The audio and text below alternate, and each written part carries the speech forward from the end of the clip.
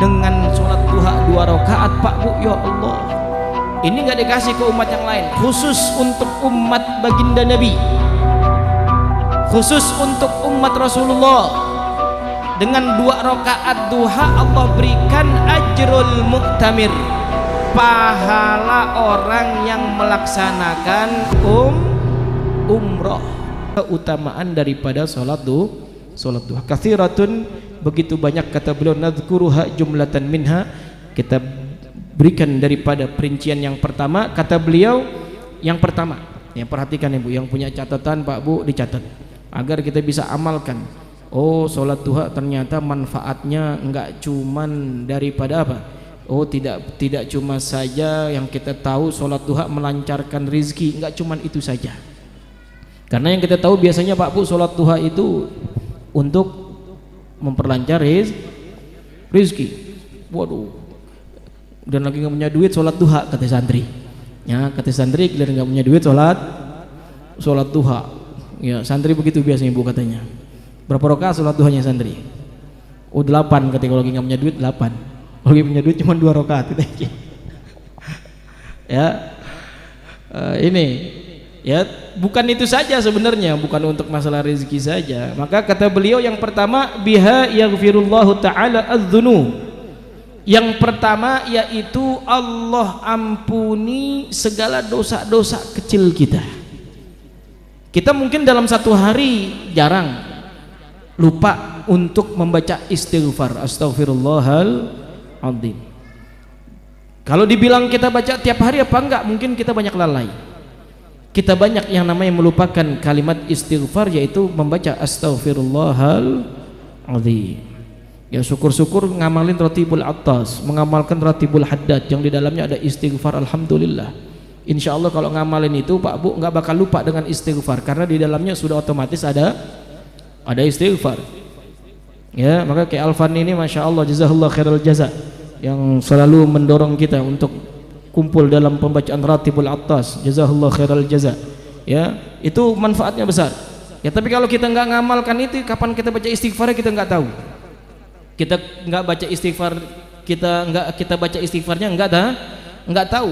Maka Allah berikan solusi untuk yang namanya perkara yang dapat mengampuni dosa kita itu, tidak hanya melalui istighfar, tidak hanya melalui istighfar. Kadang kita baca istighfar kita lupa. Dalam satu hari kita ternyata mau baca setiap hari 70 kali. Sehari berjalan, 2 hari berjalan, 3 hari udah mulai lupa kita yang namanya membaca astaghfirullahaladzim. Kadang kita kaget bunyi petasan duar, kagetnya bukan astaghfirullah. Kagetnya apaan Bu kira-kira Bu? Ibu-ibu kalau kaget bilangnya apaan? Oh, macam-macam. Apalagi kalau ada yang latah, wah udah ramenya minta ampun. Ramenya minta ampun, yang kesebut nggak tahu apa yang kesebut. Nah ini, maka tatkala kita melaksanakan sholat duha, kata beliau Sayyid Muhammad bin Ali al-Maliki, faedah yang pertama itu yang disebut dengan biha yaghfirullah ta'ala adz-dzunub. Yang kedua beliau katakan faedahnya biha yakunu minal awwabin.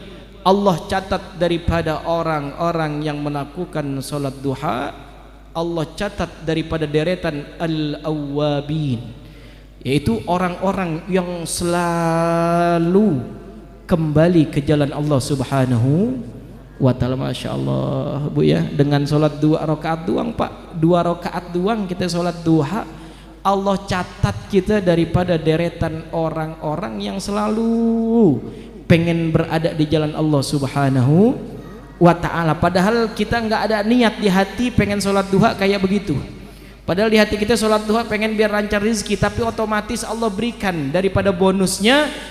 Dengan sholat 2 rakaat duha Allah jadikan min jumlatil awwabin, dari deretan orang-orang yang selalu ingin berada di jalan alhamdulillah. Nggak sampai situ, yang ketiga nanti hadisnya baru kita baca. Faedah-faedahnya dulu kita baca, ini begitu banyak faedahnya. Di antaranya yang ketiga, biha yanalu ajril mu'tamir. Dengan sholat duha 2 rakaat Pak Bu, ya Allah, ini nggak dikasih ke umat yang lain, khusus untuk umat baginda Nabi, khusus untuk umat Rasulullah. Dengan 2 rakaat duha Allah berikan ajrul mu'tamir, pahala orang yang melaksanakan umroh. Ya Allah, kita pengen umroh tiap hari Ki Alfan, Masya Allah, kangen kita dengan umroh. Kalau kita pikir pengen umroh tiap hari, belum ongkosnya, ya Pak Bu, belum tenaganya, belum segala-galanya lagi yang lain. Tapi dengan kita melaksanakan 2 rakaat sholat duha, usalli sunnatad duha raka'ataini mustaqbilal qiblati adaan lillahi ta'ala. Kita cuman niat kayak begitu Pak Bu, 2 rakaat sholat duha, Allah catat kita orang-orang yang mendapatkan pahala pelaksanaan ibadah umroh. Ya Allah, ini enggak didapati oleh umat yang lain. Pantas Nabi Musa tatkala melihat pahala sholat duha, pantas saja Nabi Musa alaihi salam tatkala beliau melihat lauhil mahfuz ada deretan-deretan tercatat pahala sholat duha, wajar kalau beliau minta sholat duha kekhususannya Allah berikan untuk umat Nabi Musa alaihi. Cuman Allah enggak kasih. Pantas Nabi Musa pengen kayak begitu, enak banget kata Nabi Musa, cuman 2 rakaat pahala duha Allah jadikan dengan 2 rakaat tersebut mendapatkan pahala orang yang melaksanakan umroh. Apalagi lagi umroh disempet-sempetin sholat duha, Allah bisa berlipat-lipat ganda pahala umroh. Maka laksanakan Pak Bu. Mungkin sampai sekarang kita ada yang Allah belum panggil untuk melaksanakan umroh, tapi di deretan pahalanya sudah Allah cantumkan. Melaksanakan umrohnya belum, datang ke Ka'bahnya juga belum, tapi tatkala dilihat deretan daripada daftar pahalanya, tapi udah ada pelaksanaan pahalanya dalam bentuk pahala umroh. Apa yang ia lakukan? Tidak lain tidak bukan 2 rakaat daripada sholat duha. Ini nikmat besar. Ini nikmat besar. Pantas kalau Sayyidina Abi Hurairah, juga termasuk Sayyidina Abi Darda radhiyallahu anhu yang mendapatkan wasiat ini. Di antaranya wasiat yang daripada 3 disebutkan daripada wasiat yang paling diunggulkan oleh Nabi, yaitu rakaatayid duha, 2 rakaat dari pelaksanakan sholat duha. Yang pertama